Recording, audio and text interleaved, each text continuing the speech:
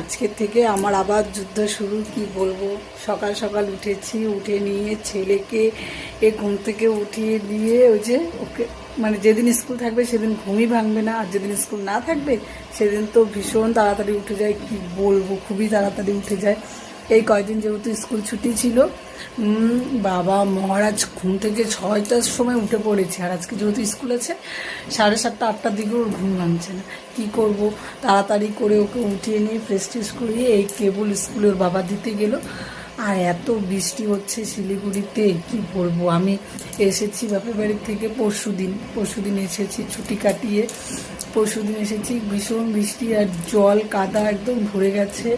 রোজ বৃষ্টি হচ্ছে, আর জল হলে না আমি ছেলেকে নিয়ে স্কুলে যেতে পারি না, কোলে করে নিয়ে যেতে পারি না, ওর বাবাই দিয়ে আসে। তাই ওর বাবাই গেল স্কুলে দিতে। আর আমি যে এখন বিছানা সমস্ত কিছু পরিষ্কার করবো। আগে কি জামা কাপড় সব এখানে ধুয়ে মেলে দিয়েছি কালকে, জানো।